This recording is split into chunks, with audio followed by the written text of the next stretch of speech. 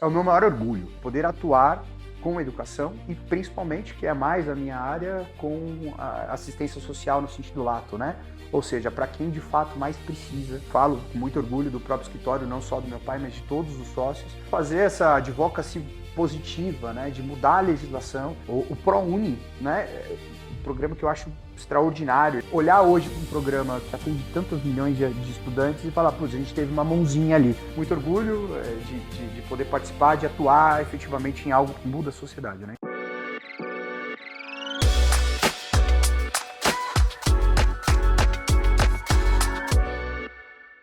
Seja muito bem-vindo, muito bem-vinda a mais um episódio de O Lado B dos Negócios.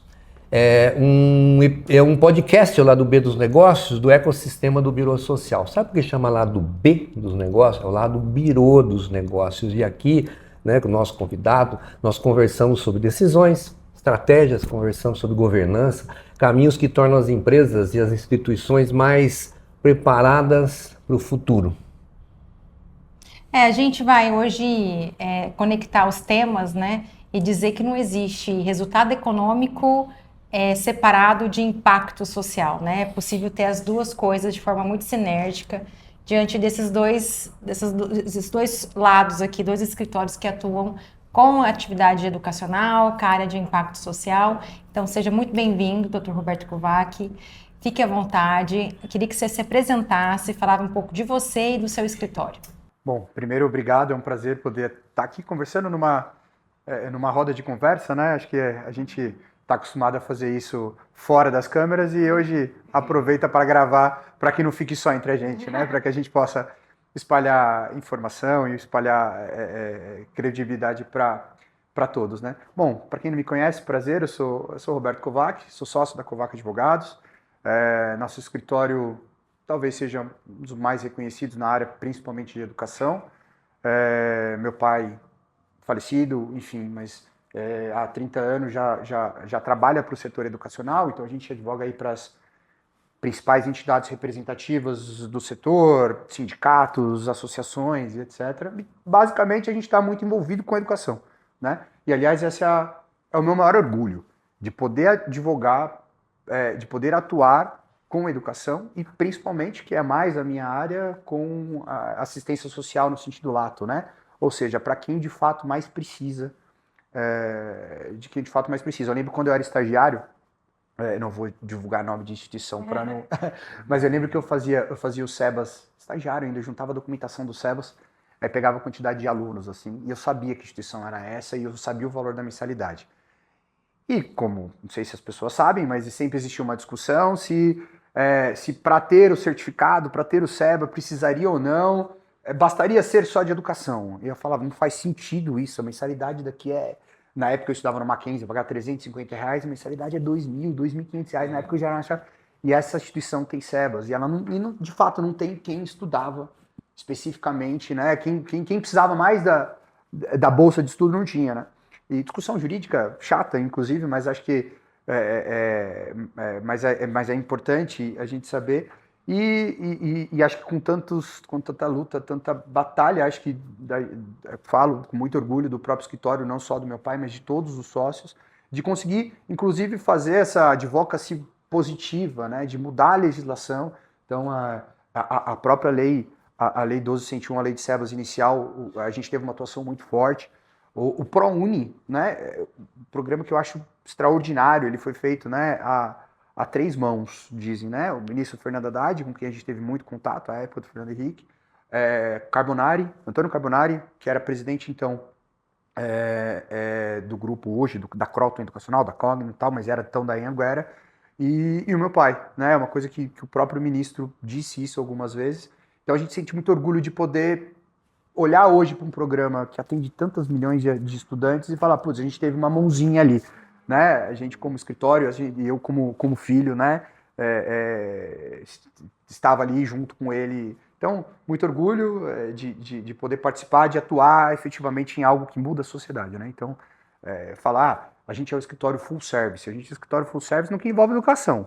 Se vocês falarem alguma coisa de indústria para mim aqui, eu não sei absolutamente nada, mas de educação a gente sabe, conhece um pouquinho e, enfim, prazer Muito bom, um prazer estar aqui conversando enorme com vocês. estar com você aqui nessa nossa conversa, apresentar você para todos os que estão nos acompanhando e nos seguem aqui, né?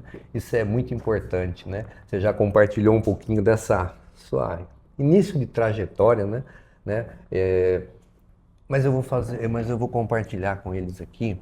Eu ia fazer essa pergunta no final para você, mas eu vou responder o que eu vou perguntar. Como eu conheci José Roberto Kovac, escritório Kovac Advogados, né? Em especial seu pai, né? Que foi o primeiro contato que nós tivemos lá, através de um artigo no Estadão, um artigo. O Dr. José Roberto Kovac escreveu um artigo sobre educação. Nossa, fiquei, nossa, fantástico. Vou descobrir onde é o escritório dele. Consegui descobrir, localizei e tal, liguei para a secretária, marcamos uma reunião. Foi muito assim, falei, nossa, eu vou... Mas é sobre o quê? Não, a reunião que eu queria conhecer, conversar um pouquinho sobre educação. Mesmo. Né? Oh, eu queria conhecê-lo. Tá bom, eu vou ver a agenda dele assim, marcou assim, tá bom, tal data, eu não lembro que data, foi terça-feira, 10 horas. Falei, nossa, maravilha, né? Qual o assunto, né? Que é normal perguntar. Tá bom. Chego eu lá no escritório, né? Acho que é Alameda Santos, se não me engano, né? Na Alameda Santos. Onde nós tínhamos Chego escritório ali, na né? época. Escritório aqui na sala de reunião, aquela mesa gigante, sabe aquela mesa de advogado enorme, com umas cadeiras, eu me lembro muito bem. Eu sentei naquela cadeira, você fica pequenininho, sabe? Típica cadeira de escritório Tipo de advocacia. cadeira de advocacia, você exato. fiquei pequenininho ali, falei, nossa, né? Falei, nossa, fiquei assim, nossa, deve ser, né? Esperando, né? Não sabia nem a figura, né? Daqui a pouco eu esperei um pouquinho, servi um café e tal, daqui a pouco entra a figura do José Roberto Kovac, sorrindo para mim, me apertando a mão e me abraçando como se me conhecesse assim há décadas, amigo de infância, sabe?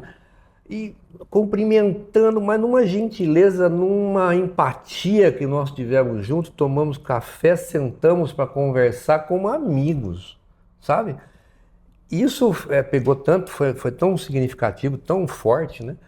Você veio depois me conhecer ali, né? Ele apresentou e sentamos para um bate-papo. Então eu falo assim, o acolhimento, né, do Zé Roberto Kovac, Dr. Kovac, o acolhimento deles foi assim algo que me cativou, que motivou. Falei assim, vamos ser parceiros de alguma forma. Eu, sabe, do tipo assim, eu nem sei o que eu vim fazer aqui, sabe? Eu falei pro Dr. Kovac, eu nem sei o que eu vim fazer aqui, eu vim a gente te conhecer. Porque eu trabalho nessa área, então eu vim te conhecer. Não vim pedir nada, não quero nada. Eu vim te conhecer. Mas você teve a oportunidade de contar, aí, né? O modelo. Contei o modelo nosso, né? Você estava junto, contei o modelo nosso que a gente atua. E você ouvir de um advogado conceituado, um Dr. Kovac, e você falar assim, nossa, eu nunca tinha olhado por esse ângulo, eu nunca tinha visto por esse ângulo, é algo que arrepia, estou contando, a gente fica arrepiado. E te dá uma atenção, fala, eu quero entender melhor isso. Acho que isso vai dar samba, não lembro se foi esse o termo que ele falou, isso vai dar samba. Mas é capaz que ele tenha falado dessa forma. Ele disse, vai dar samba, eu falei. E ficamos horas conversando, não foi uma reunião de meia hora, rápido, apresentou, trocou cartão, acho que nem trocamos cartão, nós já pegamos o contato ali, nem trocamos cartão. E foi assim que nós começamos uma parceria, que eu não lembro também se faz um bom tempo. 7 anos, se não for mais. 2018, faz uns 7 anos. 2018, acho que foi. E já contei. Foi em 2018 que, inclusive, nós fizemos tantas reuniões durante a pandemia. Sim. Que aí, quando a gente teve a oportunidade de nos conhecer pessoalmente, a gente achava que a gente já tinha se conhecido. Mas você se encontrou alguma vez? O Marcos falou, não, você nunca se encontraram presencialmente. A gente estava no cliente, aí eu olhei assim, de repente, já tinha um tempo que a gente estava ali. Eu falei, doutor Roberto, eu acho que foi a primeira vez que eu tô te vendo pessoalmente. A gente passou a pandemia inteira trabalhando bastante, né? Tivemos muitas demandas, né? A gente trabalhou muito, mas tudo online. E aí a gente foi se conhecer só depois, pessoalmente mesmo. Então é muito importante a gente estar batendo esse papo hoje. Fica aqui minha homenagem, meu reconhecimento e honra ao... Deixa eu te contar um bastidor também, que é legal. Eu lembro que quando a gente terminou essa reunião, foi uma reunião de fato longa, assim, e a gente não tinha partir dessa época eu estava em Brasília, eu comecei a ir mais para São Paulo em 2018, e aí eu comecei, toda reunião que tinha, eu participava com meu pai. E aí era, preciso aprender, né? Ele era bom nisso, vou sentar do lado dele e vou participar de todas as reuniões. E aí esse dia ele falou assim, não, tem reunião? Tá, mas tá preparado? Do que é a reunião? Não sei. Não, Marcos, entrou em contato, tá, não sei o que, eu falei, legal. Terminou a reunião, e foi uma reunião, eu lembro que foi uma reunião extensa, você foi embora, né? Eu disse, e aí? Ele falou assim, eu gostei muito do Marcos e aquilo que não era birô, né? Era o Apoio Brasil. Eu acho que casa muito bem, vai dar samba. E aí uma confidência, eu acho, salvo engano, que vocês foram a primeira parceria formal que a gente fez com uma empresa, assim, com uma outra empresa, com uma outra associação, com o Instituto, no sentido de um contrato formal, olha, faz total sentido o que a gente faz total sentido o que vocês fazem, só que a gente tinha que explicar para os sócios. Uma coisa, quem estava naquela sala naquele dia sabia que ia dar sinergia, e quem não estava, e aí eu lembro depois em reunião de sócios, meu pai falou, olha, confia em mim, isso aqui eles têm a mesma sinergia que a gente, pensam igual com a gente, acho que vai casar muito bem. Então, só um bastidor e, enfim... Hoje você leva esse nome, né? Você tem o nome do seu pai, né? E aí, como que está sendo para você assumir esse legado, né? Eu penso que é um compromisso, né? Já fiz essa reflexão, viu? É um compromisso porque é um legado importante, né, para a educação no Brasil, como você introduziu aqui e falou. E você, assim, assumindo esse legado, esse nome de peso, como que tem sido para você, Roberto? Você sabe que já foi muita discussão em terapia isso. Eu imagino. Mas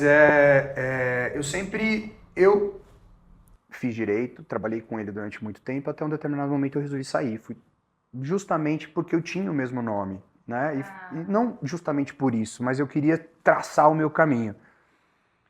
E por destino, depois de ter aberto um restaurante, hamburgueria, quebrei, fali, enfim, histórias que estão para fora do nosso... Quando eu estava quebrado, o Kilder, nosso sócio de Brasília, ele liga, essa história é legal, ele liga, minha mãe precisando de alguém, minha mãe trabalhava no escritório, sócia também, ela do administrativo, ela precisava de alguém para resolver uma parte jurídica, financeira, sistema Legal One. Eu falei, olha, eu faço esse projeto, eu não tenho problema com isso, eu faço, eu ganho durante 3 meses, vou viajar no Réveillon e ótimo, precisava de dinheiro, tava com dívida para pagar. Mandei a proposta para os sócios, o Kilder ligou e falou assim, o que o Júnior está fazendo aí que está mandando proposta sem cabimento ao invés de estar vindo trabalhar com a gente? Nesse momento eu tive que tomar uma decisão, se de fato eu ia voltar, entre aspas, a estar e seguir o nome do meu pai, ou não, ou eu poderia continuar fazendo todas as outras coisas que eu poderia estar fazendo. E eu lembro que eu respondi na hora para ele. Eu falei assim, ó, eu vou para Brasília, não tem problema com isso não.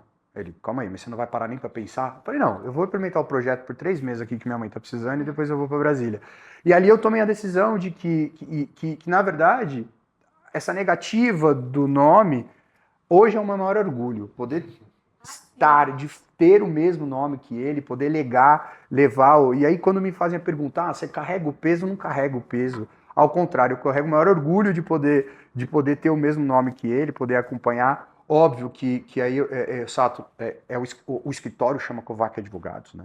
Nós somos em 6 sócios, então não sou eu que levo sozinho isso nas costas, os sócios inclusive são mais antigos, são fundadores junto com meu pai da cidade, eu entrei depois, e acho que hoje a gente, como escritório, como pessoa jurídica, a gente leva esse nome, a gente resolveu manter, inclusive, manter esse nome, porque ele tem, de fato, uma força e uma forma de homenagem também para tudo que ele representou para o setor educacional, né, e, enfim, mas a gente tenta, eu falo, se eu conseguir fazer 20, 30% do que ele fez na vida, eu vou ser um cara extremamente bem sucedido e vou morrer feliz. Então, a gente tenta só seguir o correto, aquilo que ele me ensinou, nos ensinou em vida, tentar seguir o caminho. Óbvio, com o nosso jeito, da nossa forma, com mas sempre com ele, com a baliza, e que eu tenho certeza que ele está olhando pela gente aqui e puder dar um pouquinho de orgulho para ele, eu já estou feliz. Que bom, sempre conectado, né? É isso aí, que bom. Isso A mesmo, gente fica muito feliz. honrar quem veio antes, né? O antepassado. Honrar, isso é fundamental para a prosperidade na vida. Né? Levar o legado, né? Levar e acrescentar uns pitecos seus, colocar uma pedrinha nesse legado, para aumentar o legado. Né? Que a gente possa dar exemplo do jeito que ele deu, Exatamente. tanto exemplo para tanta gente, que a gente possa dar um pouquinho também para os outros. Até considerando toda essa história, né, todo esse legado, o que seria a principal missão hoje do escritório em relação a todas as organizações que vocês atendem? O principal é a promoção da educação. Eu acho que a promoção de educação de qualidade. Eu acho que é uma coisa, essa é sempre uma dicotomia que a gente tem lá dentro, porque a gente defende as instituições de ensino, particularmente falando, então, né, especificamente para elas, mas também para o setor. Então a gente tenta nunca deixar com que as nossas respostas a consultas ou a nossa missão lá dentro passe o valor do particular só o interesse particular sem envolver a educação como um todo, né? Então, tanto que a gente sabe que a gente perde alguns clientes em função de uma atuação que a gente vai ser muito correta, né? Então a gente sabe disso, a gente sabe que alguns clientes não vão nos procurar, exceção, obviamente, mas no fim das contas o que a gente tenta é promover educação de qualidade, né? E a gente, hoje, até representando as diversas entidades representativas, a gente tenta, com os problemas que a gente vê no dia a dia, porque chega pra gente, como que a gente pensa, opa, isso aqui a gente pode mudar uma legislação, isso aqui a gente pode conversar com o ministro, isso aqui a gente pode apresentar um projeto, isso aqui a gente consegue conectar pessoas. Então, eu acho que essa é a nossa maior missão de fato. A educação é isso. A gente só vai mudar o país quando a gente tiver um povo educado no sentido formal da palavra, né? Sadio, né? Sadio, né? É saúde e educação, né? Por isso está muito claro isso, né? Na Constituição, né? Educação, saúde, é a base realmente, né? Isso nos motivou muito, sabe? O contato com vocês, com o escritório, essa parceria nos motivou também, né? Nos fortaleceu. Né? Da mesma forma que você fala, né? Que vocês falam do fortalecimento, nos fortaleceu muito essa parceria que nós iniciamos, né? E ela é próspera, né? É uma parceria que tem base sólida. E a base sólida, né? Além de confiança, credibilidade, a gente fala da governança, a importância da governança, compliance, né? Os mesmos valores, né? Os mesmos valores. Os mesmos valores. Sim, os mesmos valores. Sim, e eu gosto muito de fazer referências, a gente já fez outras vezes, né? Com esses parceiros que são de longa data, que foi através dessa confiança que a gente conseguiu ter coragem de crescer, né? Porque imagina, isso estava na cabeça dessa pessoa, né? Esse método, né? Primeiro era ele e o Diego, depois eu cheguei junto e aí eu fui também entendendo melhor, estudando, né? Aperfeiçoando, era um trabalho mais de consultoria, não tinha aquela questão da assessoria, do trabalho conjunto, aí a gente trouxe esse plus. E aí, quando a gente tem essa confiança de um nome, de um escritório, aí chega outros e outros, fortalece a ponto da gente estruturar uma equipe, né? A gente cresceu também, viu? Sim, não, A gente cresceu. Dá pra ver muito. De 2018 para cá, a gente cresceu bastante, né? E isso, sim, é o que o Marcos está dizendo. A gente só foi possível crescer porque a gente deu um valor, né? Um valor agregado àquilo que a gente entrega no dia a dia. E o que converge entre nós está esse valor da educação, né? Porque a maioria dos nossos clientes é escolas, não tem jeito, né? E a gente hoje leva isso. Olha, é possível você fazer educação e transformar vidas, né? É possível você ter uma economia tributária e pegar esse recurso e distribuir através de bolsas, né? A gente tem muito essa postura, muito essa conduta. E é legal a gente ver isso quando fala, principalmente de educação, né? Estamos falando muito de educação e saúde, né? Aquelas empresas, né? Conversou muito sobre isso também, né? Com seu pai, com você, né? Aquelas organizações que permanecem, né? E as que desaparecem de repente, que não vão, quebram, desaparecem, né? E tem uma diferença muito grande, né? Entre uma e outra, né? Aquela que permanece. A que permanece tem algo a mais. Ela tem o quê? Gestão, ela tem governança, né? Isso a gente percebeu muito essa palavra, governança e compliance, com vocês.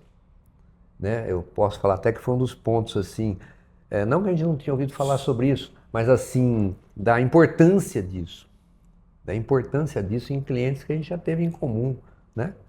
Você pode até falar um pouco sobre isso, né? E também, até falando um pouco do que você está perguntando, na tua prática, no seu dia a dia, o que você acha que separa essa que permanece desta que desaparece? Eu acho que é legal a gente fazer. A maior parte dos nossos clientes a gente está em educação básica, né? E a gente, no escritório, a gente atuou inicialmente sempre mais com educação superior. E eu vejo hoje na educação básica, e esse é o ponto, respondendo a pergunta, a questão da governança, do compliance e da gestão, o que está acontecendo com a educação básica hoje, o que aconteceu com o ensino superior há 15, 20 anos. A instituição superior eram instituições familiares, basicamente todas elas, associações familiares, com uma gestão familiar, com quase nada de governança interna, e que houve uma guinada, houve uma virada em algum momento. Quem voltou para si próprio e passou a ter essa governança, a pensar na gestão e na profissionalização, cresceu. Quem não foi, quebrou. Ou foi comprada, e aí comprada eventualmente porque iria quebrar,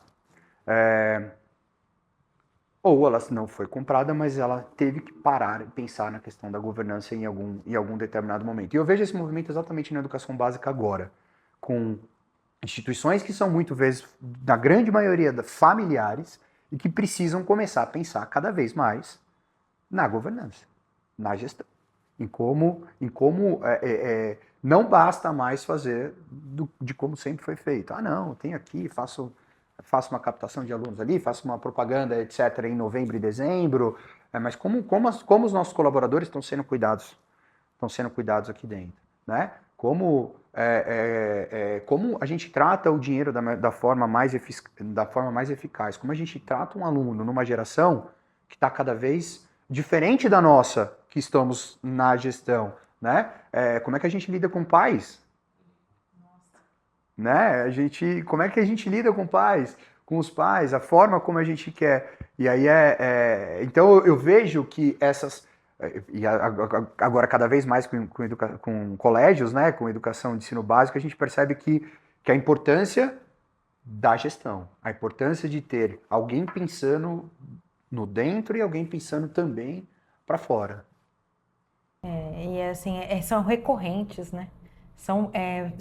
Tudo isso que você falou tá meio que recorrente, já tem um tempo, né? Tá se estabelecendo isso como até uma prática dentro da educação, né?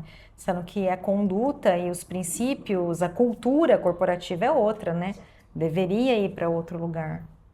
É verdade. Eu vou te fazer uma pergunta assim, bem curta, e assim que veio assim, né? Veio agora nessa conversa nossa, né? Quando a gente fala de propósito, né? Quando a gente fala de um legado, de um propósito, e a gente fala em resultado financeiro, crescimento, e existe, eu acho que algo muito errado que se pensa, né? Ainda, né? Um mito que resultado, vamos falar assim, de impacto social e resultado financeiro parece que não tem como. Você gerar um impacto social, ir atrás de um legado, um propósito e não crescer financeiramente, não ter crescimento, não ter sustentabilidade. Parece que isso é antagônico, né? Parece que isso não caminham juntos.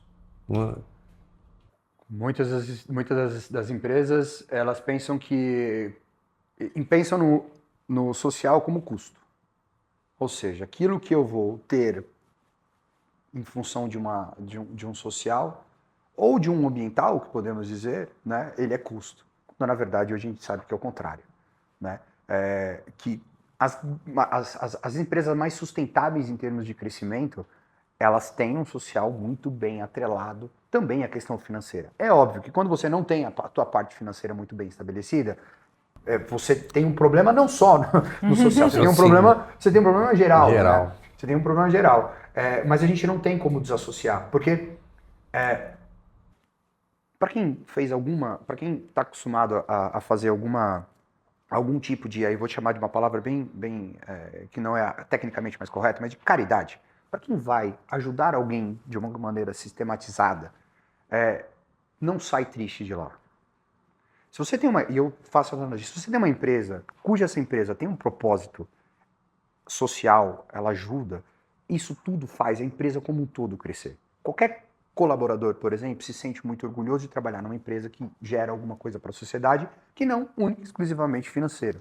A gente não tem como tangibilizar isso. Talvez o Marcos tenha, talvez a Fernanda tenha, né? Vocês têm essas ferramentas, as métricas para tanto. Eu, como leigo, eu não tenho como tangibilizar, mas no dia a dia é o que eu vejo. E aí eu dou um exemplo, as entidades filantrópicas. Existe uma diferença brutal nas entidades filantrópicas e para as com finalidade lucrativa. Em termos, a gestão da entidade filantrópica, a nosso ver, é muito mais simples e mais fácil no dia a dia, porque todo mundo que está trabalhando lá dentro tem um propósito no final. Ela sabe qual que é o propósito dela lá dentro. Ela sabe quais são as finalidades da instituição como um todo. Processos bem estabelecidos e cuja tomada de decisão não vai se dar única e exclusivamente financeira. E aí a gestão disso fica muito, muito mais simples. Óbvio, a gente não vai ser bobo aqui para falar não, que a questão financeira não vale. Vale. Uma empresa, uma instituição de ensino com finalidade lucrativa dessas gigantescas, ela emprega milhares de colaboradores. Isso é um papel gigantesco.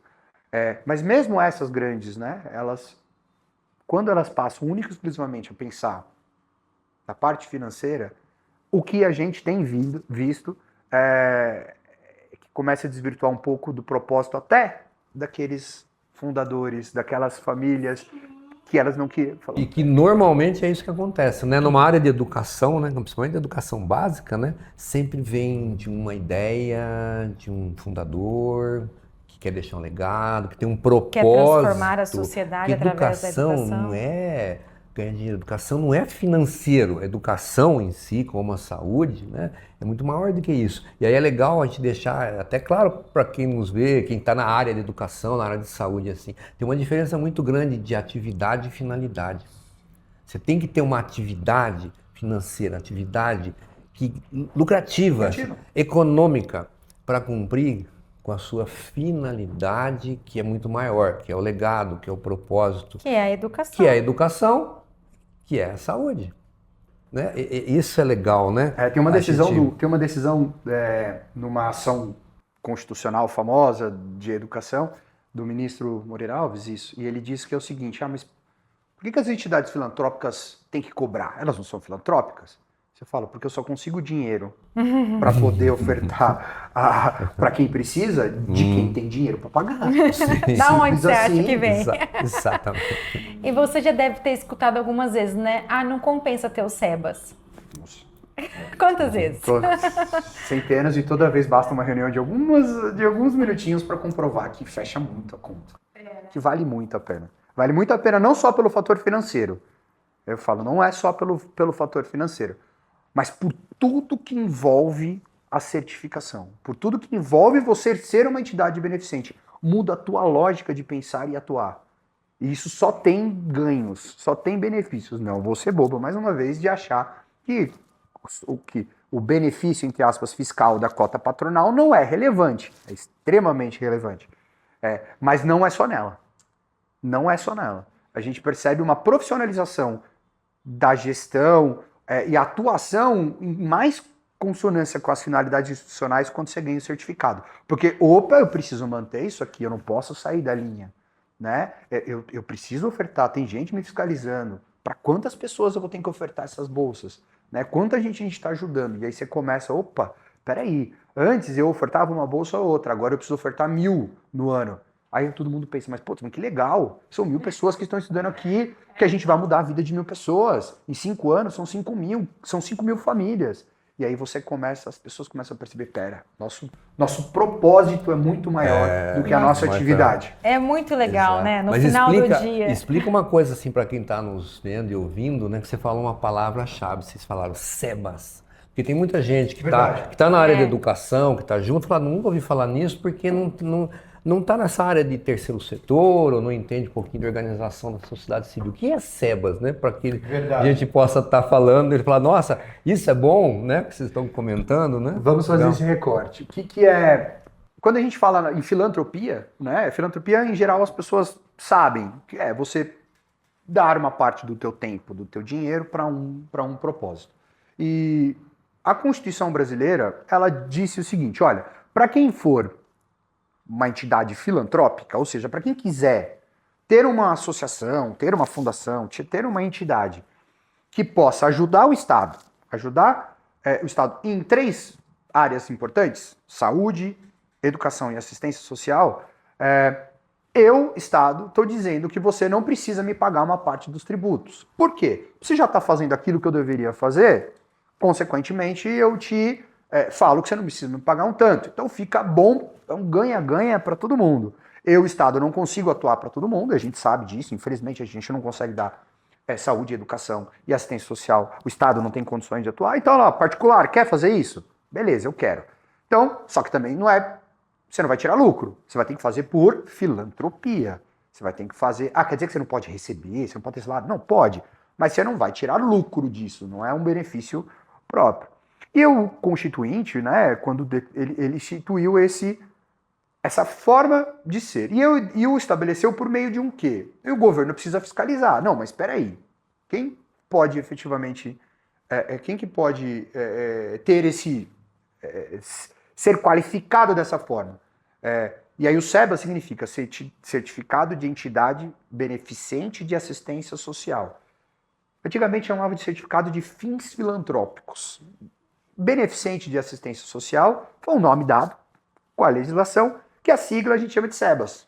Então o que é o SEBAS? Se hoje eu tenho uma escola, ou um hospital, ou uma instituição de saúde, ou uma instituição de assistência social, das diversas formas que a gente pode ter dentro da assistência social, mas basicamente, por exemplo, no mais fácil que é a educação, se eu tenho uma escola e eu não tenho essa finalidade lucrativa, ou seja, meu propósito é promover a educação para quem mais precisa, eu posso cumprir alguns requisitos da lei para poder ter esse SEBAS, esse certificado, essa qualificação e, consequentemente, não pagar alguns determinados tributos, porque eu estou compensando aquilo que o Estado, eu estou parceiro com o Estado aqui. Então, olha, Estado, não me venha cobrar por uma coisa que eu estou fazendo para você.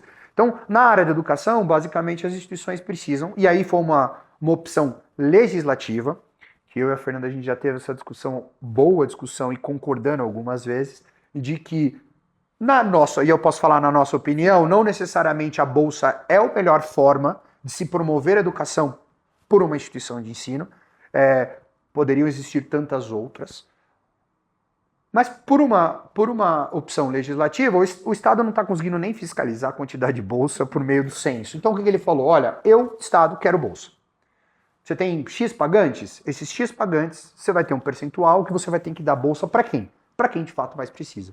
Então, esse certificado é um trabalho que a gente faz em conjunto, né? Cada um dentro da tua esfera, com as escolas, dá direito a essa certificação para que o governo não te cobre depois essa tributação, que, respondendo, Fernando, em termos financeiros, ele é indiscutível, porque ele incide sobre a cota patronal, que é basicamente o imposto cobrado sobre os colaboradores, sobre o valor da folha de pagamento.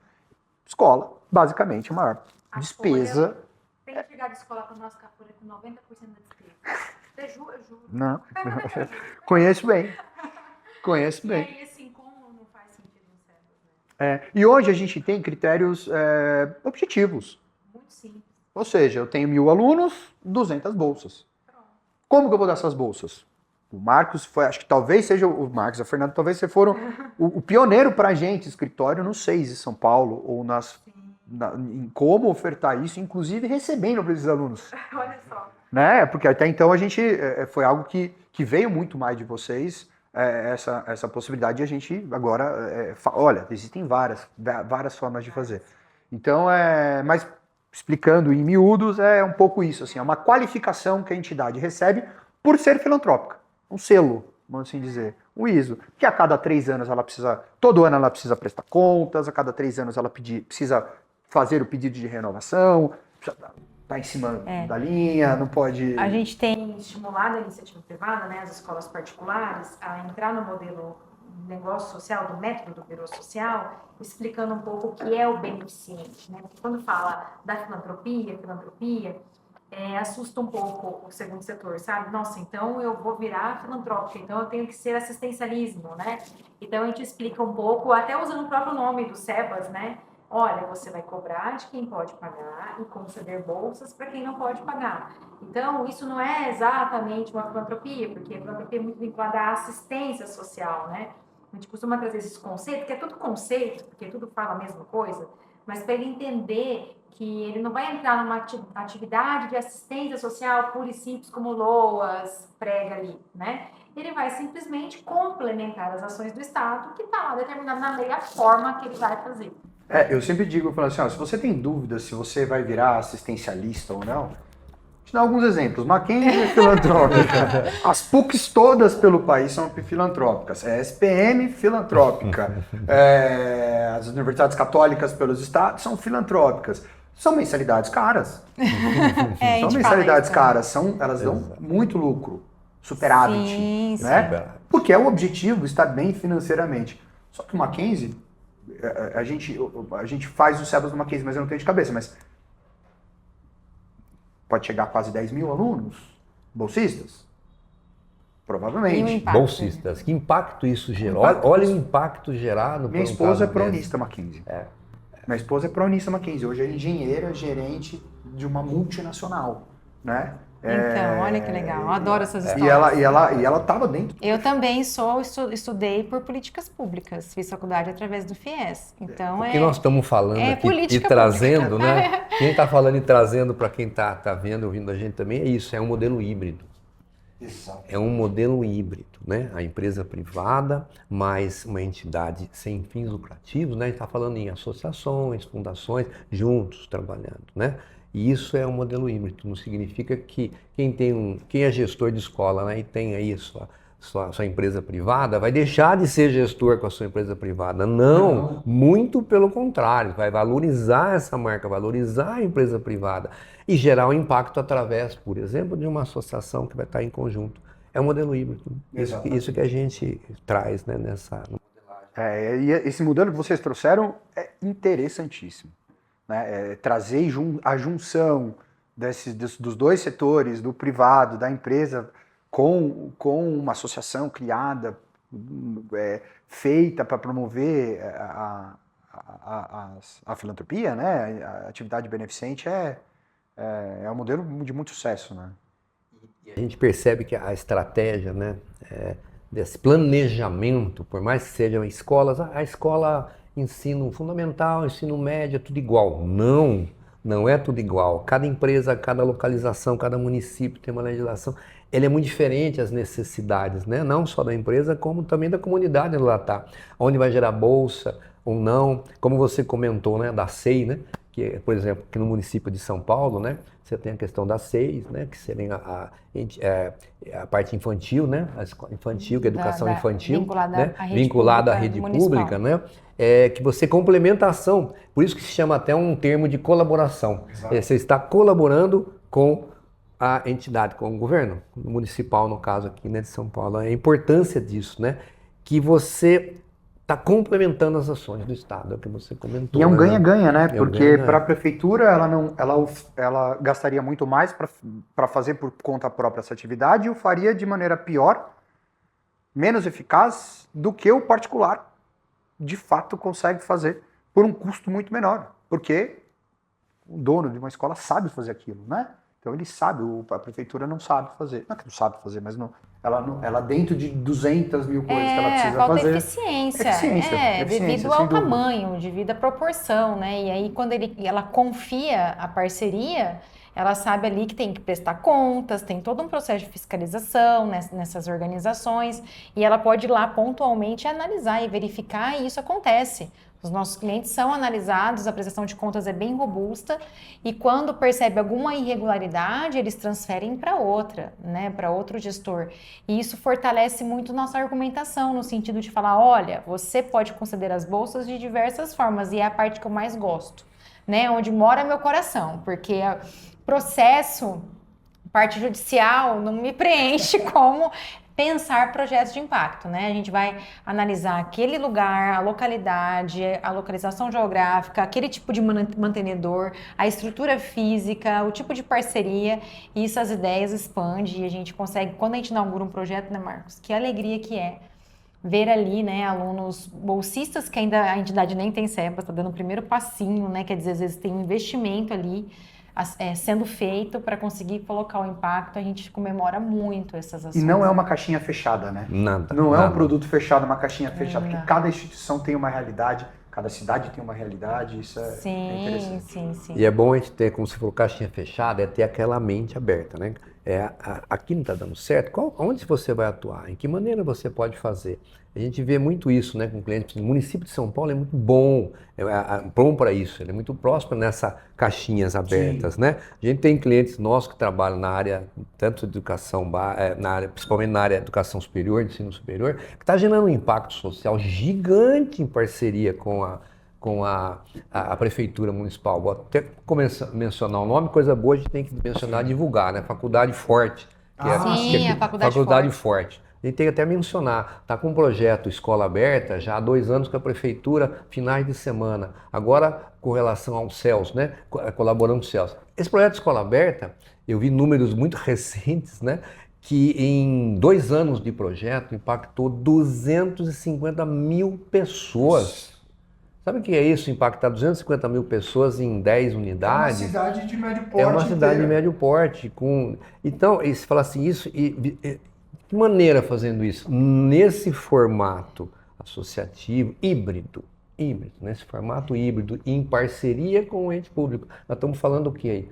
Primeiro, segundo e terceiro setor juntos, né? Essa conexão, né? Isso é muito, muito bacana a gente ver. Todos nós, né? A gente fala assim, todo mundo que atua nisso tem uma parcelinha desse impacto. É um impacto indireto, mas tem uma parcelinha. Isso sim, nos o nosso enche balanço do Bureau, a gente menciona orgulho, isso, né? É o impacto que é direto indireto, e o que é indireto, né? porque é muito. E essas parcerias da Forte nem contemplam o SEBAS, né? Eles nem fazem isso pela certificação. É o que você falou, né? Infelizmente, até por uma questão talvez estratégia, nem consegue mensurar bolsa, estamos com dificuldade de mensurar a bolsa, de assistência. Mensurar um impacto de 250 mil pessoas de projetos, de assistência, é mais difícil, a gente sabe que é realmente mais difícil, né? E eu queria conversar agora um pouco sobre a questão do quanto nós nos complementamos como organizações, né? Biro Social, o Escritório Covac, quanto que isso complementa o trabalho um do outro? A gente já teve algumas experiências, acho que vale a pena a gente contar. Eu acho que eu sempre digo que quando no advogado chega em 2 situações, ou quando a casa está completamente derrubada, ou quando vem de vocês que a casa está muito bem arrumada e o nosso trabalho fica muito mais simples, né? A gente, vocês estão no dia a dia da instituição, vocês estão lá dentro, vocês estão direto no operacional, ali no dia a dia. E a gente, por sua vez, a gente está dentro de como o MEC pensa, da forma como estão vindo as decisões e até a gente tem uma interlocução muito grande com o Ministério da Educação, né? Semanalmente algum de nós está lá conversando direto com o coordenador do SEBAS, etc. Então a gente consegue ter essas 2 visões, vocês tendo a visão e organizando a casa dentro, operacionalmente falando, fazendo e realizando todos esses relatórios, para que a gente consiga pensar depois junto com vocês, olha, o MEC pensa assim, talvez esse caminho a gente vai ter que alterar um pouquinho, ou não, isso aqui está perfeito, ou ao contrário, aquilo que vocês estão fazendo aqui dentro é muito justificável lá dentro do Ministério da Educação. Vamos nesse sentido, porque a gente tem como justificar lá, né? Então, acho que essa parceria é muito legal, né? Que é esse vai e vem, essa comunicação que a gente, com diversos clientes, a gente não tem. E aí fica nesse vai e volta. E aí, quando vai ver, o problema deu, e agora? Como é que a gente faz para resolver? Porque às vezes a gente transita, querendo ou não, a gente transita com todos os profissionais, né? Nós temos contato com a contabilidade obrigatoriamente, tem que ter o contato. Com o advogado do cliente, que às vezes não são vocês, somos nós, o advogado do cliente. E tudo bem. O contador do cliente. O contador do cliente, o advogado do cliente, você tem que transitar as exigências que tem os órgãos, um exemplo, MEC, Receita Federal, enfim, as exigências dos órgãos. Então a gente tem que fazer intermediação e explicação. Casos bem simples e concretos. Pô, chegou um balanço, você tem que falar para o contador, né, que está acostumado a fazer. Olha, Nossa. você tem que colocar essa coluna aqui na nota explicativa, porque o MEC precisa assim. Se não fizer assim, ele vai trazer uma exigência. Ele vem falar assim, mas isso não é obrigatório na ITG 2002. Tudo bem, paciência, é assim que funciona, né? Então é muito legal isso, é uma complementaridade, né? Entre eu falo, né? que por advogado, quando chega no advogado, advogado e médico estão na mesma situação. Então você vai no médico, ele pergunta pra você, você bebe? Socialmente. Aí o seu socialmente ele é de quarta que tem jogo, quinta, quando você vai ver, você bebe todas as vezes. Então quando chega, vocês fazem justamente esse meio de campo. Eu ia falar, por que minha esposa vai comigo na minha consulta? Porque ela não vai me deixar mentir. Vocês estão nesse papel justamente, opa, não, peraí, não adianta só mandar um relatório para o escritório de advocacia, para ele fazer o protocolo lá no MEC, com esse balanço aqui, porque eles vão olhar, tem coisa por trás, você está bebendo mais vezes aqui, vocês não deixam nem beber. Vocês estão no dia das instituições para chegar, ó, isso aqui vocês podem fazer, isso aqui pode dar problema, isso aqui a gente vai se adaptar porque lá na frente o MEC vai cobrar de uma determinada forma. Então essa parceria funciona muito bem por causa disso, né? A gente acha que às vezes tem um ponto que termina, vamos dizer assim, o trabalho jurídico e começa um trabalho estratégico e às vezes não tem, né? A gente acha, aqui parou, agora entra o estratégico, ou inicia com o estratégico, entra o jurídico. Não tem isso, né?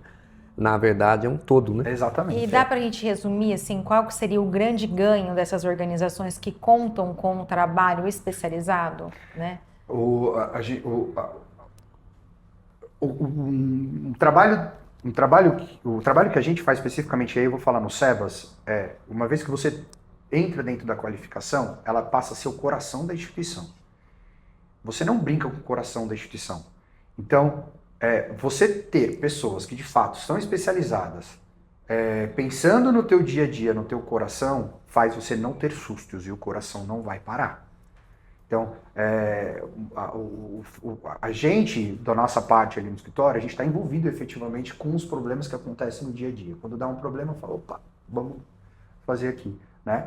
Vocês estão dentro da instituição dizendo, opa, isso aqui, esse caminho não está indo bom. Vamos impedir logo de cara isso aqui. Porque lá na frente, se a gente perde uma certificação dessa, o impacto financeiro e social é muito grande. Ela é muito grande. Sim. Então, não dá para brincar. A gente fala, olha, eu não arriscaria o core da minha instituição para eu mesmo orgânica. Vou me autoconsultar aqui, vou me automedicar porque tá tudo bem. Não dá para brincar. Com algumas coisas a gente não arrisca. Né? Um dos princípios do Bureau é levar essa conduta de mercado, né? A operação, processos que existem no mercado, em empresas privadas, para dentro do terceiro setor, né? Então isso traz essa questão da legalidade, do compliance. E aí tem um detalhe, né? Nós estamos falando de uma parceria onde está remunerando o capital desse empresário através de um contrato com essa associação. E se não for legítimo, transparente, robusto, todo o processo estruturado, fica frágil. Então é onde eu entro, inclusive você olhou para mim, eu acho que você lembrou, né? Porque eu faço muito essa questão da analogia do coração. A minha equipe já deve ter escutado, isso é o coração, se parar de bater vai dar problema. Então a gente tem esse cuidado mesmo, às vezes até de forma bem incisiva, para não virar processo. A gente não quer que vira processo judicial, a gente não quer discutir isso com o MEC, a gente quer evitar uma diligência, né? E aí você falou da questão do SEBAS, o trabalho que a gente faz juntos, mas a gente também fez um trabalho bacana, que foi uma análise de compliance e de viabilidade de uma certificação SEBAS, né? Eu acho que foi aí onde a gente se aproximou, onde foi bem no momento que você entendeu um pouco o nosso cuidado, né? E esse diagnóstico, a gente sempre faz com novos clientes esse diagnóstico, e a primeira vez que a gente fez com vocês, peraí, existem algumas ferramentas interessantes que eles utilizam aqui na metodologia de trabalho deles, que a gente nunca tinha visto. E isso foi ponto de discussão lá dentro do escritório, né? E aí, é um pouco na tua fala anterior, Fernanda, que o que vocês trazem é segurança. Quer dizer que o fato de vocês trazerem segurança não impede a atuação. Não quer dizer que eu vou deixar de fazer tal coisa, ou seja, eu vou ficar estancado. Ao contrário, é pensar em como a gente pode, dentro daquela estrutura, pensar fora da caixinha mesmo. Isso aqui, essa estrutura jurídica, ela faz sentido, porque a gente consegue comprovar que isso é de mercado, porque isso pode, ninguém está distribuindo nada disfarçado, essa operação é legítima, ela tem um planejamento legal, legítimo para isso. Então, portanto, a gente está seguro para atuar. Né? Estamos seguros para atuar. Ah, mas tem mais gente fazendo isso? O mercado tem muita gente grande fazendo isso. Ah, e só porque a gente é pequeno, a gente não pode fazer o contrário. Aí que deve. É ao contrário, aí é que deve, é essa profissionalização. Muito legal você falar isso, muito bom. É o que a gente tenta fazer, né? É o que a gente tenta Exato. comunicar o tempo todo, né? A gente tem feito muitas reuniões com possíveis clientes, com clientes, explicando isso. Não é porque você tem lá 300 alunos, 600 alunos, 1.200 alunos, que você não pode estar nesse modelo. Porque no Brasil não tem uma natureza jurídica de negócio social. Social, exato. Então, o que nós temos que fazer? Né? Utilizar o conhecimento estratégico do Marcos, o suporte jurídico da Fernanda, a análise contábil do Marcos, que hoje tem toda uma equipe para isso, e trazer dentro da legalidade da Constituição Federal e dizer, olha, vamos desfrutar da imunidade por aqui e remunerar esse capital? Ah, tá bom, olha, tem grandes fazendo como você mencionou, né? E para tudo isso, né, tem que ser bem documentado. A gente sabe que a documentação, a decisão às vezes tomada com uma... se for mal documentado, é pior que você tomar uma decisão errada. Exato. Às vezes é mais fácil para a gente, que é advogado, defender uma decisão errada muito bem documentada do que uma decisão correta que você não tem documento nenhum. Porque a justificativa, depois a argumentação, a gente encontra. A decisão errada, que eu digo não ilegal, mas uma decisão, né, que pode ser considerada, por exemplo, pelo fisco equivocada, se está muito documentado, eu falo, olha, passo a passo foi esse. Está aqui a previsão, está aqui o exemplo, está aqui. A lógica é essa. Consequentemente, você fisco está achando que está errado? Não está.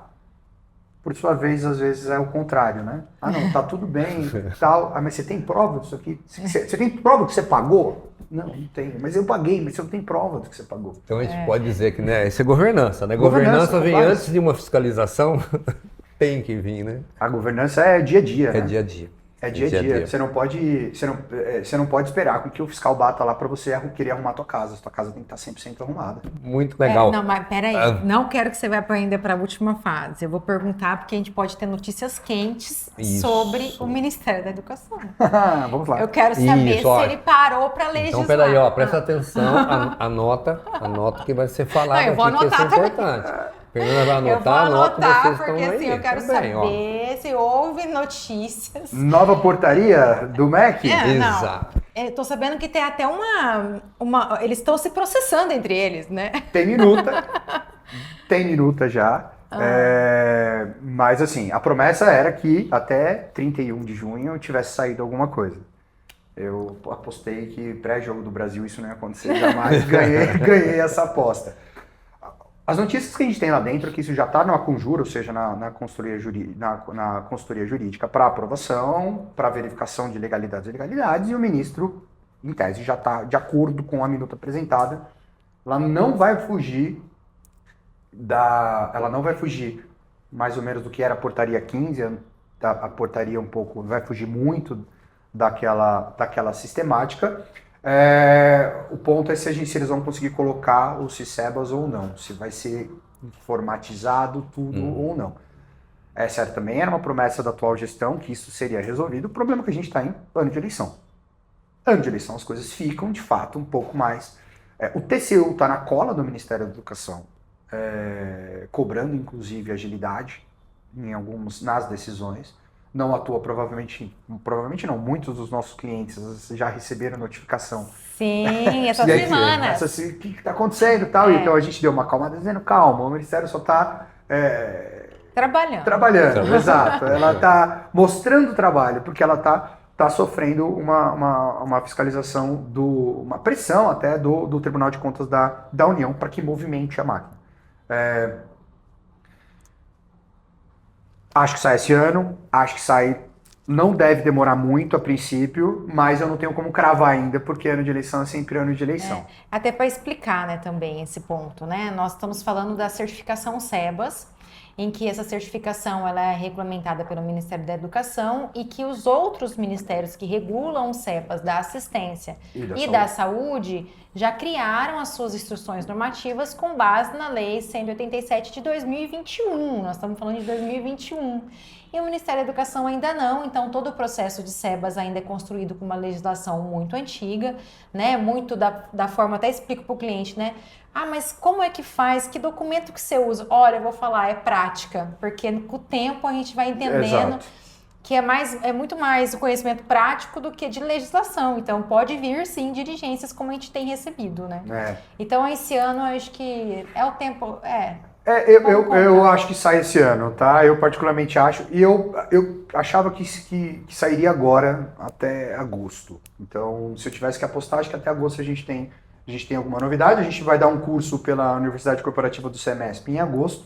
Nossa expectativa é que saia um pouquinho antes, porque no decreto 11971, que é o que regulamenta a Lei Complementar 187, saiu um pouquinho antes do nosso curso. Então, a gente marcou para 13 e 14 de agosto, esse curso que a gente dá na Universidade Corporativa, que inclusive aproveito ao vivo aqui para falar, os clientes nossos em comum e de vocês que caso queira participar.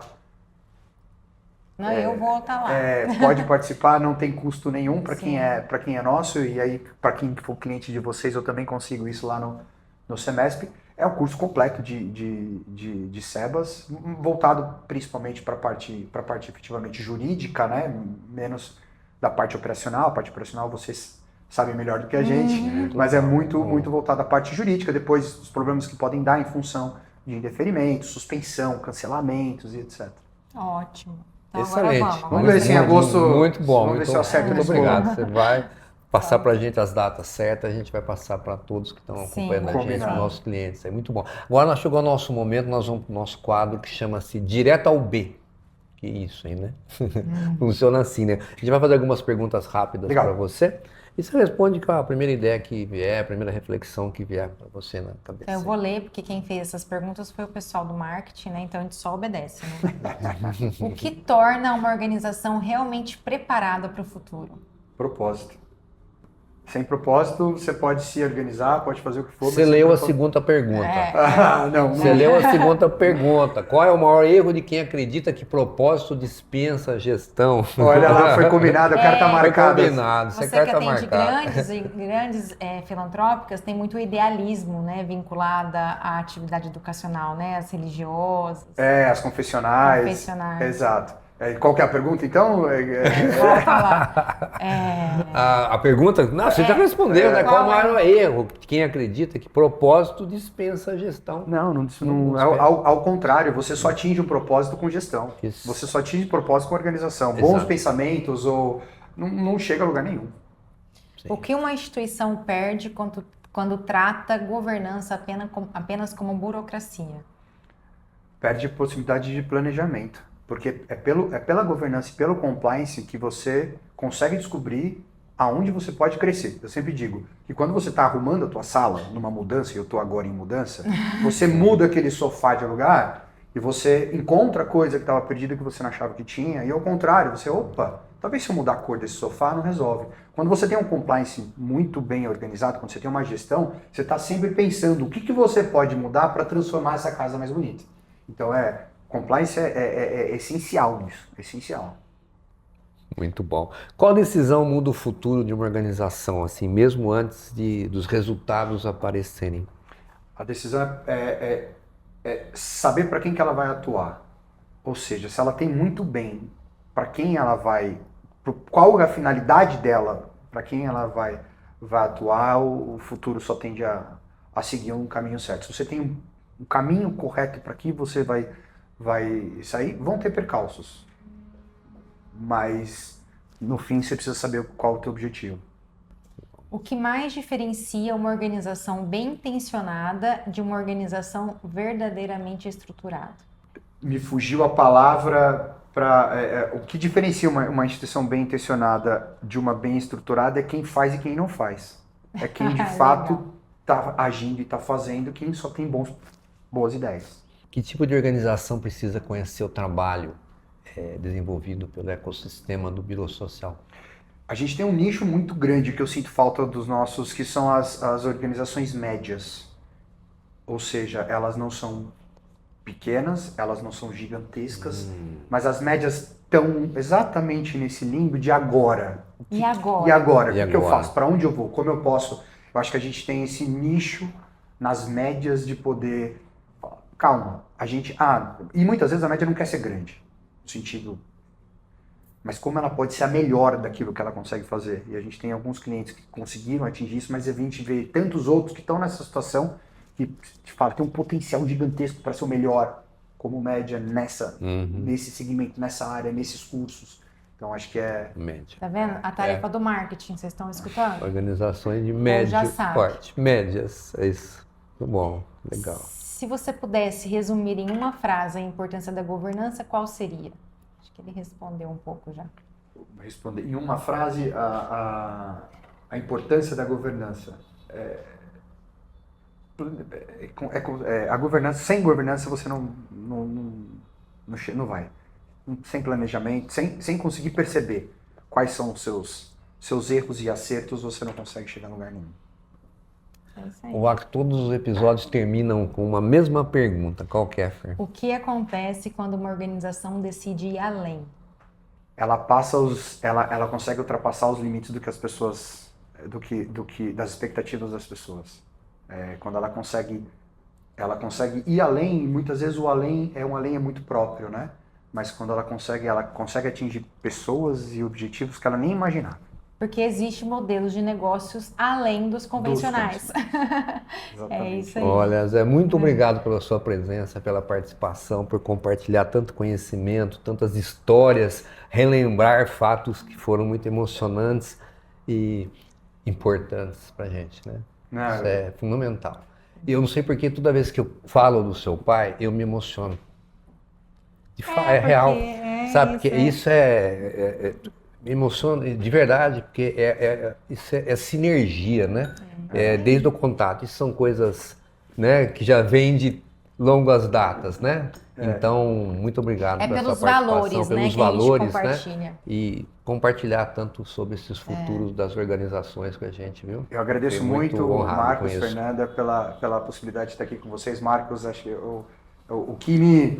eu digo que o que me consolou, eu não sei se é essa palavra, mas o que me consolou depois do falecimento do meu pai foram todas essas histórias de alguém, de ver você lacrimejando os olhos e falar, olha, como toda vez que eu falo do meu pai me emociona. Então, da minha parte, eu me pego e falo, toda vez que eu falo do meu pai, eu lembro do meu pai, olho uma foto, eu me pego sorrindo. Eu acho que eu quero, se a vida inteira eu puder, toda vez eu olhar e sorrir, a saudade fica, mas ela é transformada sempre em alegria das lembranças em que a gente teve junto, da oportunidade que a gente teve de estar com ele trabalhando. Agradeço mais uma vez a possibilidade, não só de estar aqui conversando com vocês, mas de atuar no dia a dia com pessoas com os mesmos valores e com o mesmo objetivo no fim das contas. Então, muito obrigado. E a gente está com, assim, mais uma vez, fazendo referência a essa parceria, o valor que a gente dá a essa parceria de todo o escritório, né, de todos que representam o Biro Social hoje, que é uma equipe, né, agora não é mais só Marcos, Fernanda e Diego, como você nos conheceu, e que nós estamos totalmente à disposição, toda a nossa estrutura, o nosso know-how, as nossas experiências práticas para auxiliar vocês no que for possível. E eu vou continuar ligando lá para o Dr. Roberto, né, para o seu xará, olha, tem novidade aí.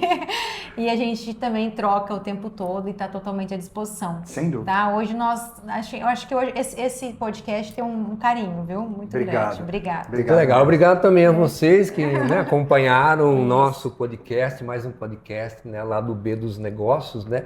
Que é um podcast aqui do ecossistema Biro Social. Acompanhem-nos nas redes sociais, compartilhem as redes sociais do Covac Advogados Associados, são importantes, podia até falar também da rede social. @Covac Advogados, a gente dá uma olhada lá, a gente tá um pouquinho mais forte agora nas mídias sociais, mas também, caso queiram falar comigo, meu e-mail é roberto@advcovac.com.br.